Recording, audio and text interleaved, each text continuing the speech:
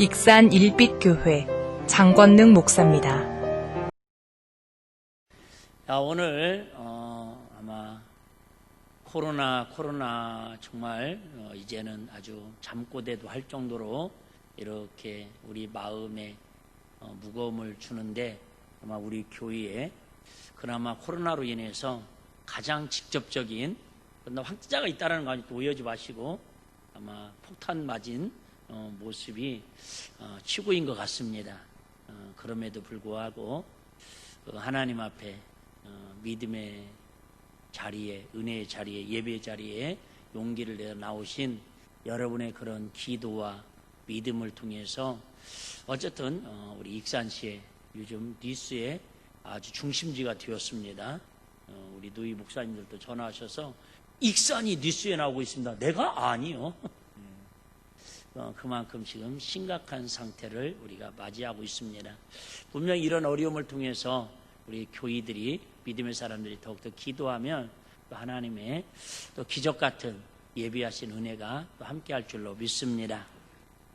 자, 오늘 설교의 제목은 코로나뿐만 아니라 제가 단일기도 21일을 오랜만에 한 번도 지각하지 않고 빠지지 않고 참석을 할 수 있었던 것 같아요.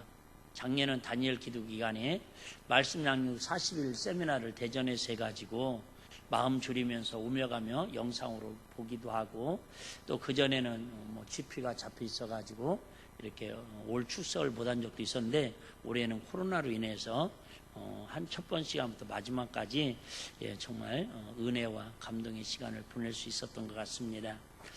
내리는 결론은 결국 우리가 건강할 때는, 사업이 잘 될 때는 내 힘으로, 내 노력으로, 부모의 힘으로, 세상의 백으로 우리가 살아갈 수 있는 것 같지만, 결국은 그것은 어느 임계점에 다다르면, 한계점에 다다르면 바벨탑이 무너지듯이 와르르 무너질 수밖에 없다라는 거예요. 가정도, 자녀도, 건강도, 사업장도, 나라와 민족까지도 내 힘으로 하는 건 언젠가 기필코 분명한 사실은 무너지고 망할 수밖에 없다라는 거예요.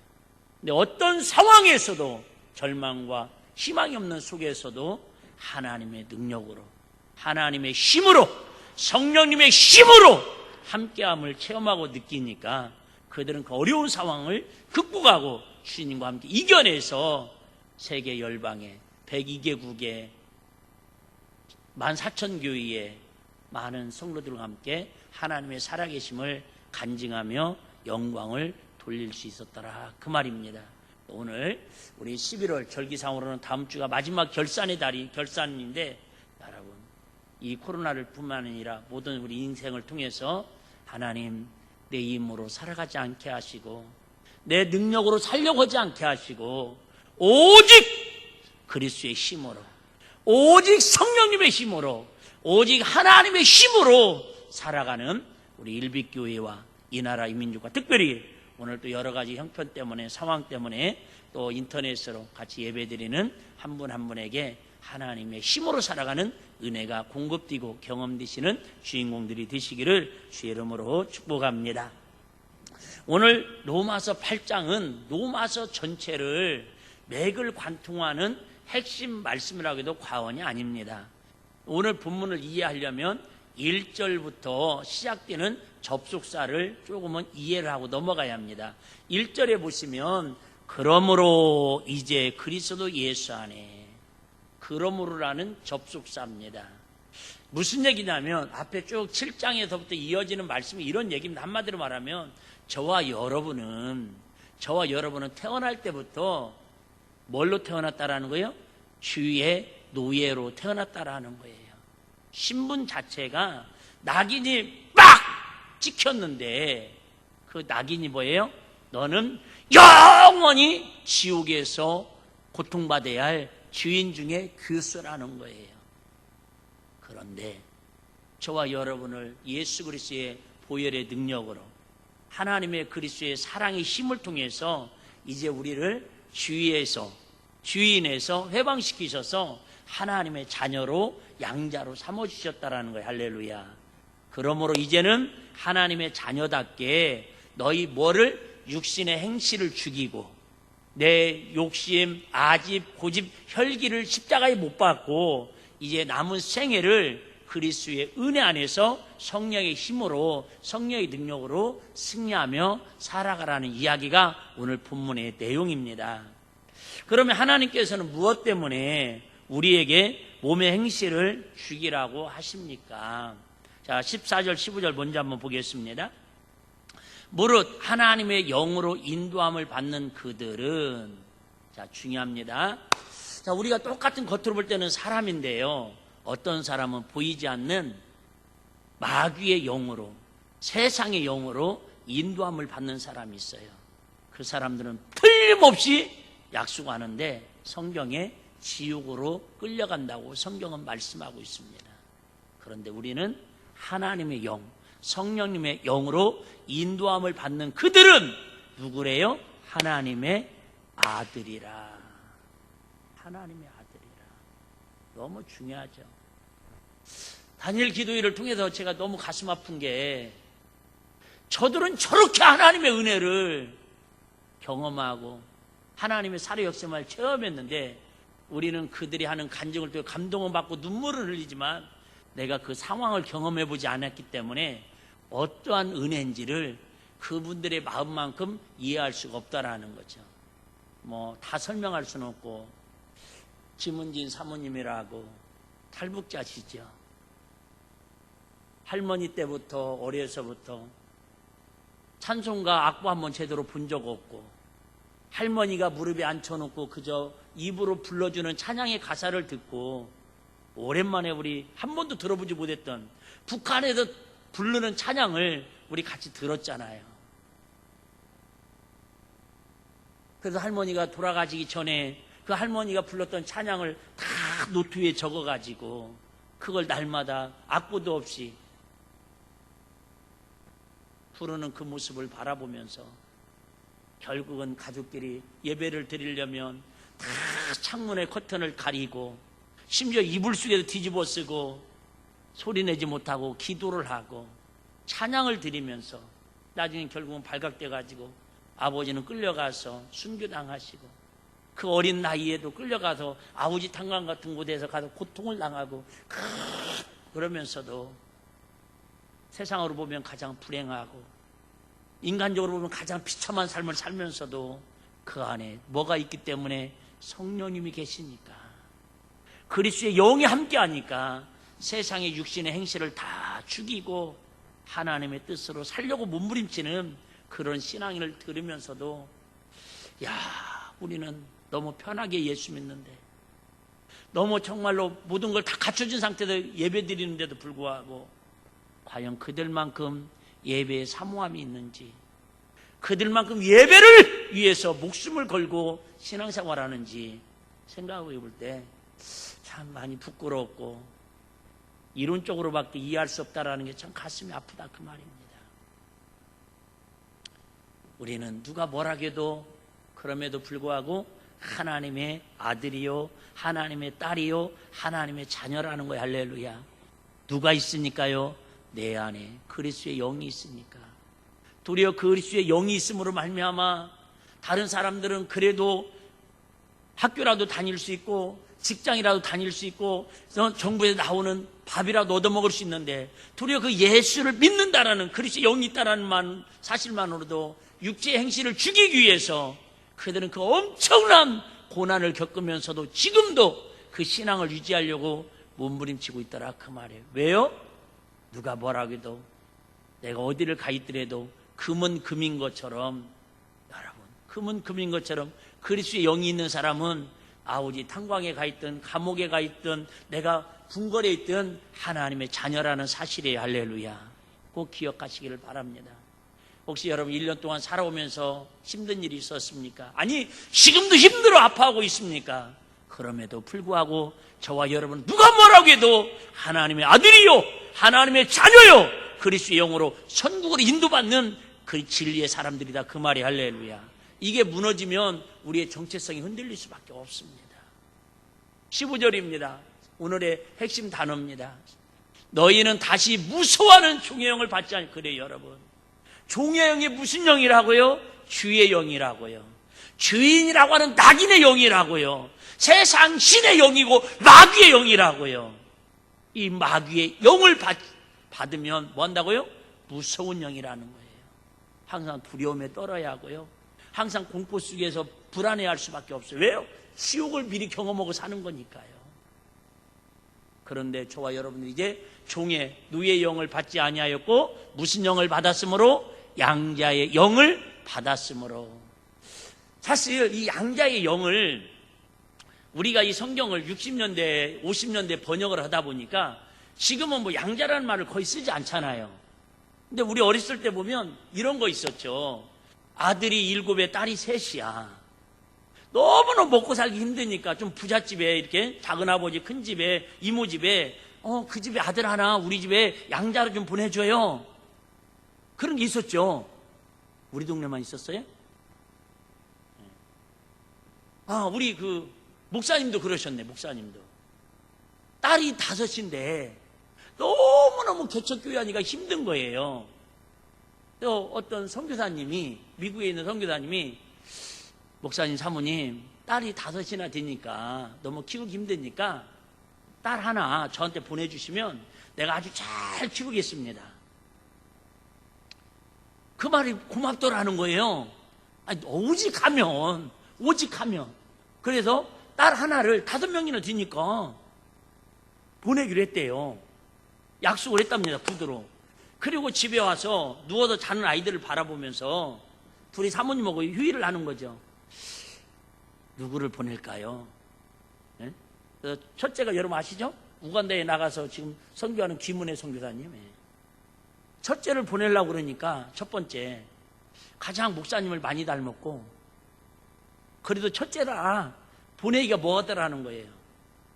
둘째는 다 설명하면 시간 다 가는데, 이게 8개월 만에 태어난 팔싹중이에요. 김은실 사모님.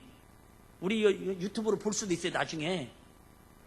사실이다 그 얘기를 강조하는 거예요. 그 몸이 항상 비실비실해요. 지금도 그래요. 지금 은실인데 꼭 이름이 비실이 같아. 그러니까 좀 미안하니까 그래도 보내기가 좀 미안하더라는 거예요. 셋째는 한나예요. 지금 미국 가서 공부하고 있어요. 선생님이신데. 근데 사모님을 제일 많이 닮았어요. 미안해. 넷째가 한나고요. 셋째가 은정이네. 어쨌든 그래갖고 막내는 사람인데요. 결론은 보낼 사람 있더라 없더라? 없더라는 거예요. 여러분, 양자의 개념하고 여기 성경의 양자하고는 의미가 다릅니다. 오늘은 양자 얘기를 좀 하고요. 물론 양자가 핵심은 아니에요. 양자의 의미를 좀 알아야 진짜 중요한 우리는 양자의 영을 받았으므로. 자, 양자의 영은 무슨 영이라고요? 그리스도의 영. 성령을 받았다 그 말입니다. 그리스도의 영을 받았으므로 우리가 생각하는 이게 이웃집에 형제집에 양자로 입양해서 보낸 정도가 아니라 우리는 인격적이나 그렇죠? 그런 누구죠? 이렇게 서자로 해가지고 이렇게 조언이라는 친구 1부 때는 이름이 나오는데 2부 때는 왜 또 안 나오냐? 홍길동 그래요. 홍길동이 그 정도가 아니라 완전 좀 심하게 말하면 신성 모독지 같은 이야기지만 예수님이 하셨던 그 이름의 권세와 능력을 우리에게도 똑같이, 아니 예수님은 더 큰 일을 행할 수 있도록 그리스도의 영으로 우리를 그냥 우리가 생각하는 양자가 아니라 예수님의 형상대로, 예수님의 성품대로 예수님이 하셨던 일을 똑같이 할 수 있도록 그 영만 있으면 우리를 통해서 부족하고 연약하고 주인 중에 귀신이지만 하나님의 영광을 위해서 하나님 쓰신다 그 말입니다. 할렐루야. 양자하고는 개념이 달라요. 우리 2조 500년에 그런 역사가 있었지 않습니까? 누가 만들었는지 제가 공부를 잘 못해가지고 잘 못 듣는 건데, 이게 양놈과 상놈의 제도가 있었습니다. 그래서 양반은 태어나면 무조건 양반이에요. 노비, 상놈은요, 무조건 태어나는 순간에 아버지가 노비면 자식들은 아무 관계없이 노비가 되는 거예요. 홍길동이도 그죠? 서자로 태어났으니까 태어나면 공부를 잘하든 머리가 좋든 무슨 일 관계없어요. 서자. 아무리 수고하고 노력해도 안 돼요. 근데 나중에 이게 권력이 타락하고 정부가 타락하니까 어떻게 돼요? 돈 주고 사잖아요. 사고 팔고 하잖아요. 막 풀어주고 그런 거 있잖아요. 그 정도가 아니라는 거예요. 우리는 양자의 영이라는 것은 하나님의 영이 임하는 순간에 이게 어떻게 보면 하나님과 신분이 같아지도록 우리를 그냥 하나님의 아들로 삼아주셨다는 예수님처럼. 할렐루야. 이게 여러분 기절할 일이라니까. 그래서 이제는 우리를 뭐라고 부른다고요? 하나님을 아바, 아버지라 부르짖느니라. 우리는 너무 쉽게 하나님 아버지 한번 해볼까요? 시작. 하나님 아버지 너무 쉽게 부르는데 여러분 이게 뭐가 없으면, 그리스도의 영이 내가 없으면, 즉 하나님을 아버지라고 부른다는 사실이 얼마나 놀라운 일이냐 그 말이죠. 왜 우리가 육신의 행실을 죽이고 그리스도의 영으로 하나님의 자녀답게 승리하며 살아야 한다고요? 우리가 하나님의 자녀로 양자, 즉 하나님의 아들이 되었고 그 하나님을 우리가 뭐라고 부른다고요? 아바, 아버지라 부를 수 있기 때문에 이제 우리는 하나님의 자녀답게 육신의 정욕을 위해 살지 말고 내 힘으로 살지 말고 하나님 힘으로 살자 그 얘기. 할렐루야. 우리 옛날에 동화책에 보면 그런 내용이 있었잖아요. 거지와 왕자. 똑같이 쌍둥이처럼 닮았어. 그런데 왕자가 하루는 이렇게 세상이 궁금하잖아요. 왕궁 속에만 갇혀 있으니까. 그래서 보니까 나하고 똑같은 애가 있네? 근데 거지 하필이면. 그래서 둘이 상의를 하죠. 야, 네가 오늘부터 왕자하고 내가 거지할게. 그거 신분을 바꿔가지고 살잖아요. 근데 나중에는 거지가, 왕자가, 진짜 왕자가 너무 거지로 사는 게 자유스럽고 편해 보였는데 살아보니까 그게 아니잖아요. 그래서 다시 이제 왕궁으로 들어가가지고 얘기합니다. 아버지! 그러니까 야, 이 거지 같은 놈아, 네가 왜 나를 아버지라고 하냐고 막 왕이 대노를 하지요. 저놈을 쫓아내라고. 아니에요. 저 왕자 노릇하는 쟤는 거지고요. 거지 같은 나는 왕자예요. 의미는 그런 내용이잖아요. 여러분, 우리는 하나님의 왕자인데 지금 그 왕자의 거룩한 직분을 망각하고 그리스도의 영의 신분을 망각하고 세상의 거지처럼 살아가는 모습이 너무 많다라는 거죠. 주의 거지처럼, 명예의 거지처럼, 세상 성공의 거지처럼. 그런데 그 왕자는 끝까지, 거지는요 그 신분이 바뀌어지면 나올 수밖에 없잖아요. 우리 영화 중에 그런 영화 하나 있었어요. 많이 있었겠지만 내가 본 영화, 저는 개인적으로 영화를 썩 좋아하진 않지만 1000만 넘는 영화는 무조건 봅니다. 왜? 애국자니까. 시대의 흐름을 알기 위해서. 근데 제가 본 영화 중에서 항상 기억에 남는 영화 몇 편 있는데 그 중에 하나가 7번방의 선물. 같이 본 사람들이 있을 텐데 우리 익산에 가서 보다가 못 봐가지고 저 전주까지 가서 봤었어요. 우리 교인들하고 단체 관람.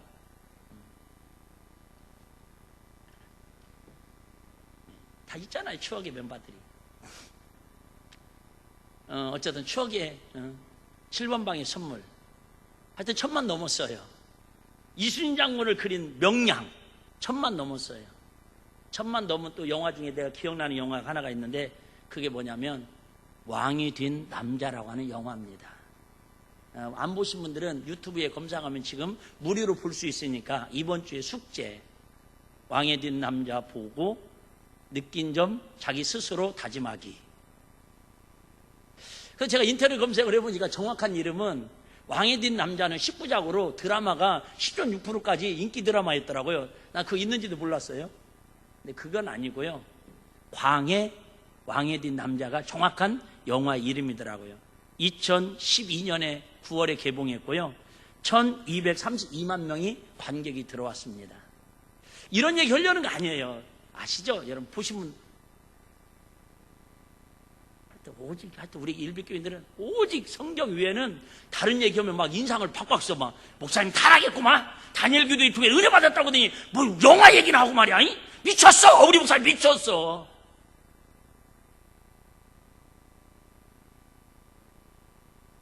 핵심은 그거죠. 광해군이 8년에 몸이 약한데 자꾸 이 신하들이 부정부패를 하고 권력이 썩어갑니다. 왕을 심지어 독살을 하려고 그러고 암살을 하려고 그럽니다. 그러니까 불안하니까 마음이 예민해져 가지고 폭군이 되어갑니다. 결국은 몸이 아주 심하게 중병에 걸려서 어전에 나가서 이렇게 정치를 하지 못할 정도로, 회의를 하지 못할 정도로 그런 위기를 처합니다.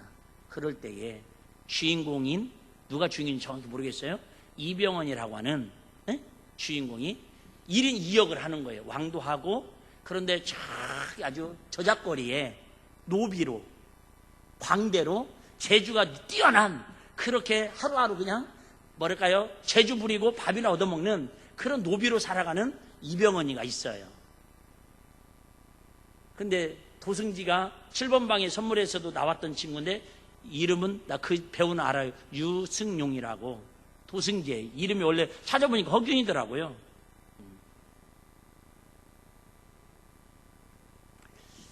근데 그 소식을 듣고 똑같이, 쌍둥이보다 더 똑같이 생겼어요. 아니, 같은 사람이니까. 영화예요, 영화. 그래갖고 그를 궁궐로 데려다가 왕하고 상견례를 해가지고 왕 대신 흉내를 내게 만듭니다. 그래서 감히 머리도 못 들고, 이제 왜 임금은 유양으로 저 산 쪽으로 보내려고 그럽니다. 병이 낫도록. 그동안 몇 개월 동안 왕이 회복되어 돌아올 때까지 대신 왕을 세우려고 그러는 거예요. 대신 양자 얘기하려고 그러는 거예요, 여러분. 그래서 고개도 못 들고 왕이, 그죠?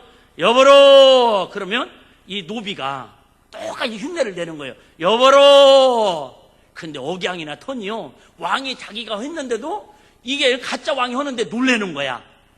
그래갖고 이제 왕은 왕궁을 떠나고 이 가짜 왕이 왕 노릇을 합니다. 그 도승지가 다 알려주지요.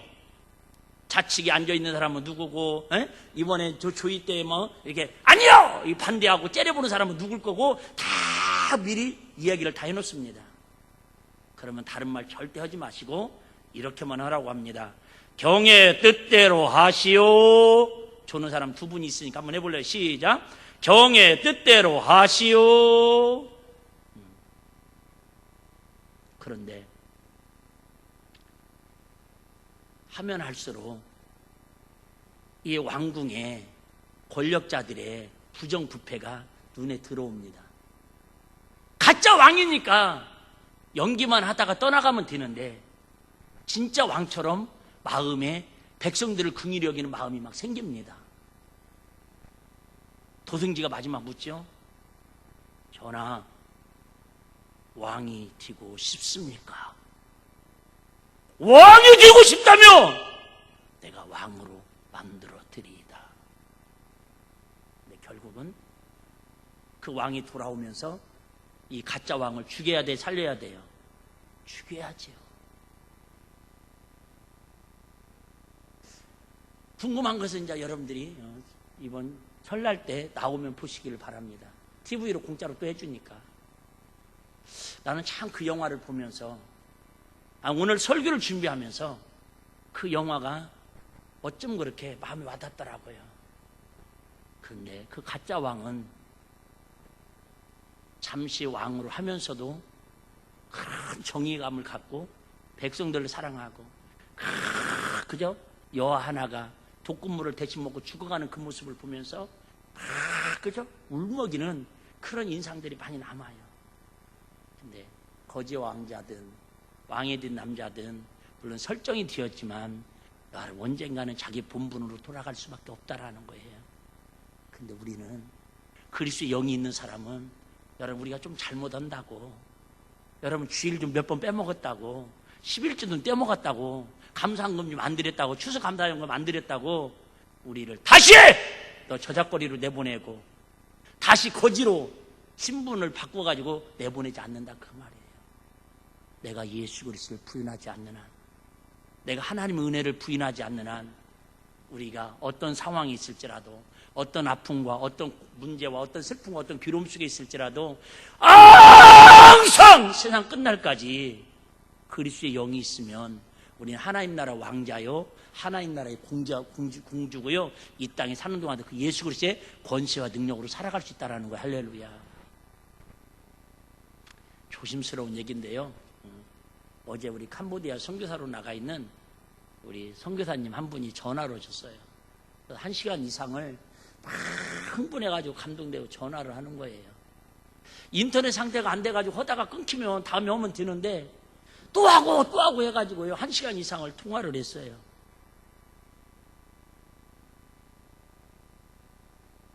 89년도에 제가 전도할 때부터 알고 지냈던 분인데요.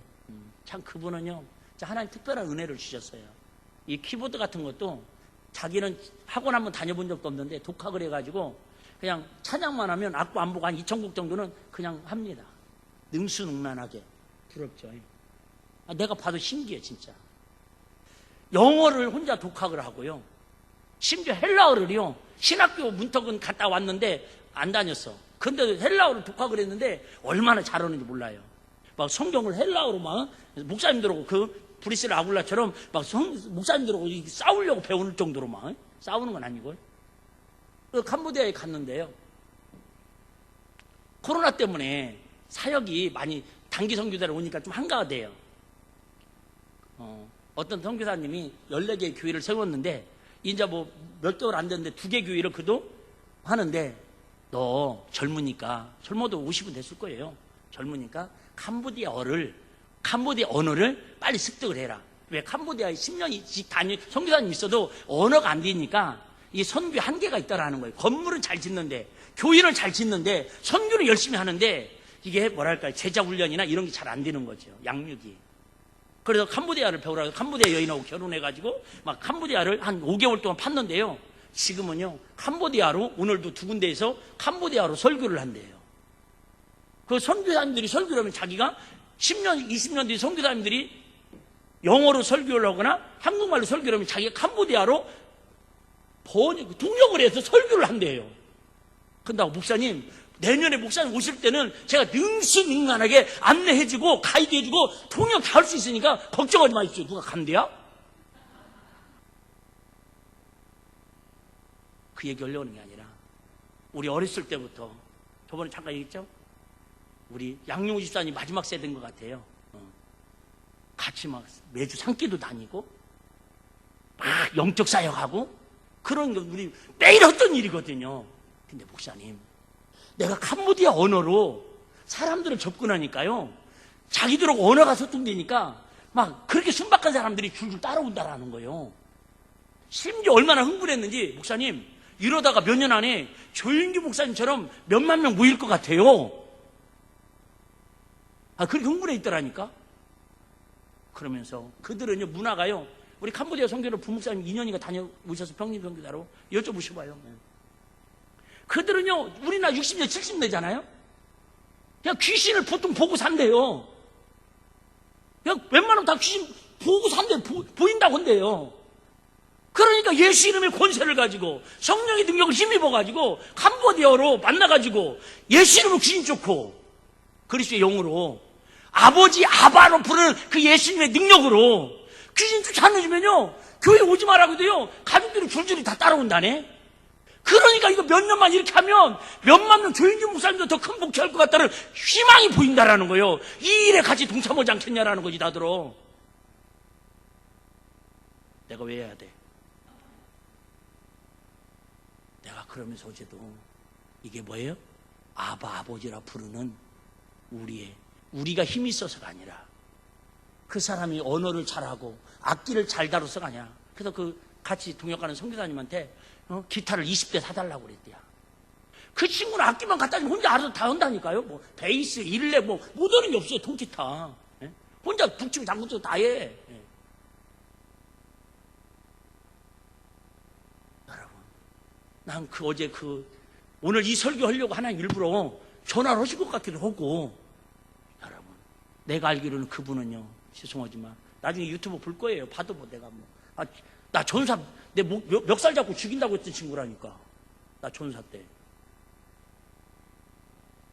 우울증으로 형이 죽은 머리카락 끌어안고 맨날 하루하루 그렇게 비참하게 살았던 인생인데 그리스도 영이 들어가고 그 안에 붙었던 귀신이 떠나가고 성령이 그를 사로잡으니까 캄보디아에 가서 선교의 새 지평을 한번 열어보겠다고 어쨌든 꿈에 부풀어서 사역을 하고 있잖아요. 왜요? 하나님을 아버지라 부를 수 있는 이름의 권세다, 그 말이. 할렐루야. 너무 감사하지 않아요?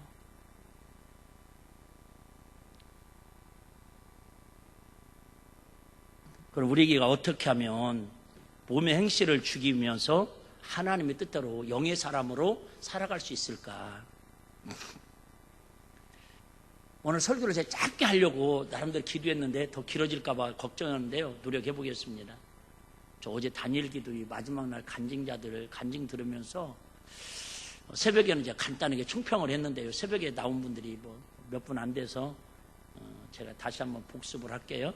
들은 분들은 양해해 주시길 바라고요. 어제는 30분 일찍 찬양팀들이 찬양을 한다고 문자가 왔더라고요. 성도들한테 일찍 모여서 30분 전부터 찬양을 하게 안내해달라고. 왜 그런가 하고 쭉 이렇게 문자를 봤더니 중간에 30분 동안 25분 동안 윤복희 권사님의 콘서트가 있어가지고 찬양팀이 미리 하겠다라는 거예요.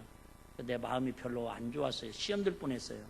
아니 많고 많은 사람 중에 왜 올드 멤버 나이 드신 분을 무슨 콘서트 한다고 성도들 힘들고 20일 동안 지쳤는데 빨리 찬양을 하고 막 그러냐고. 내가 차 운행하면서도요, 내가 우리 권사님한테 그랬어. 왜 하는지 모르겠다고.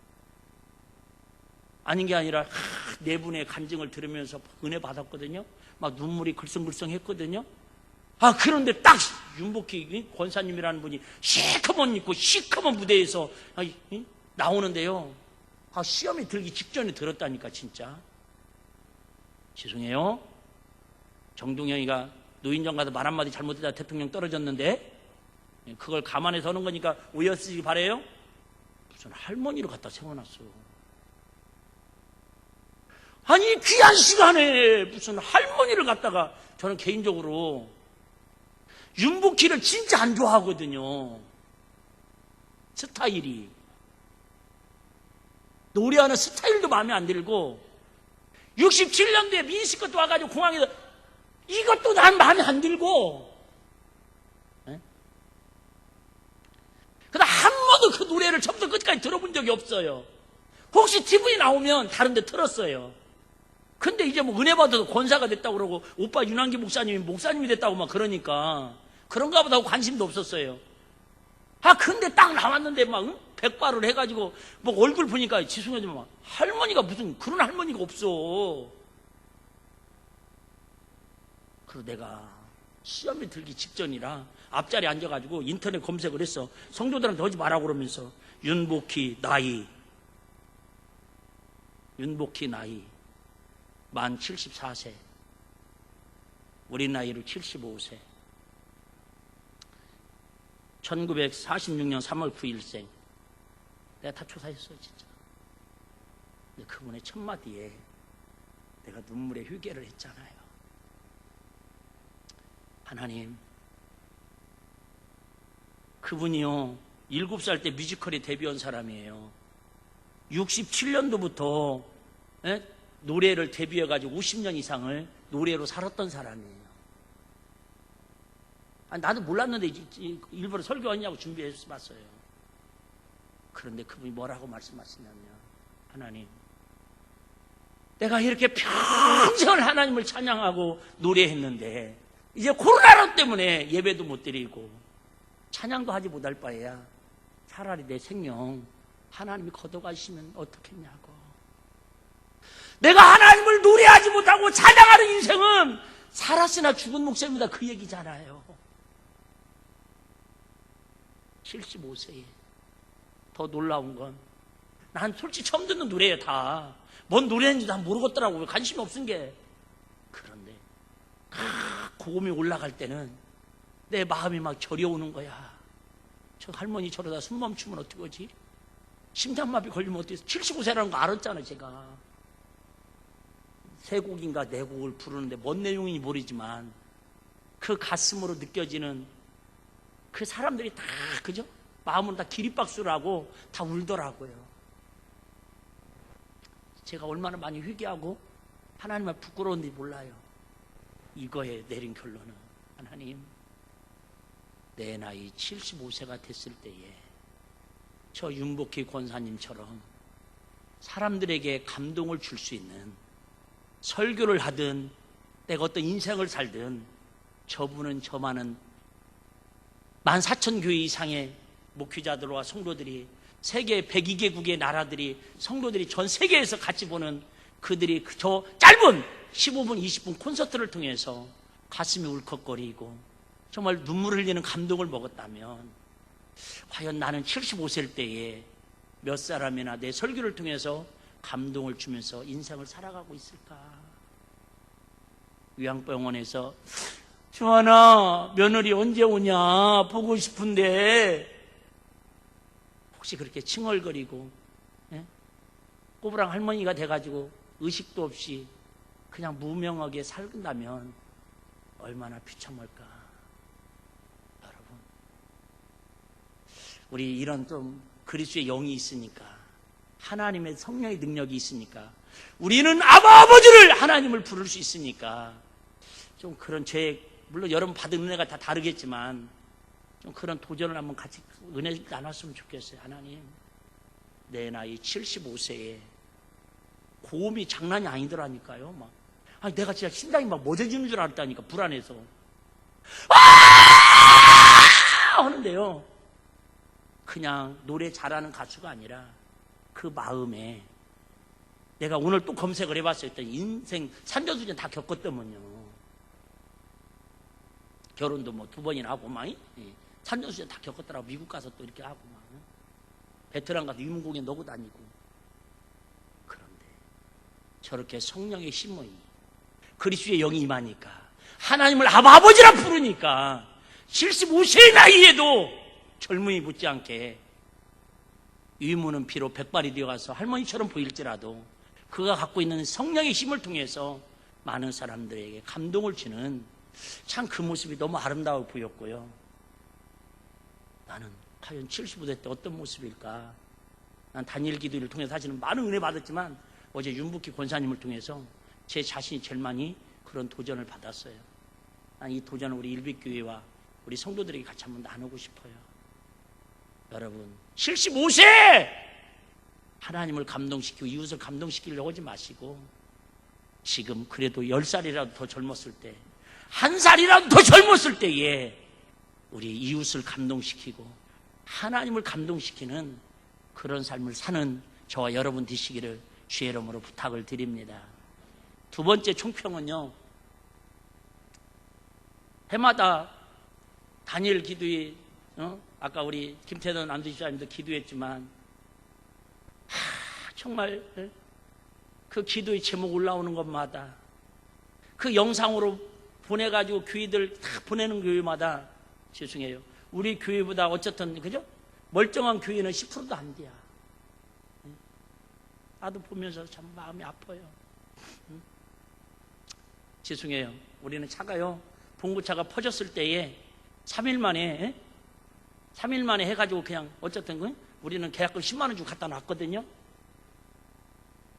그런데 그 봉고차 한 대를 구입하기 위해서 성도들의 눈물 어린 헌신과 기도를 통해서 봉고차를 하나님이 주셨다고 간증할 정도로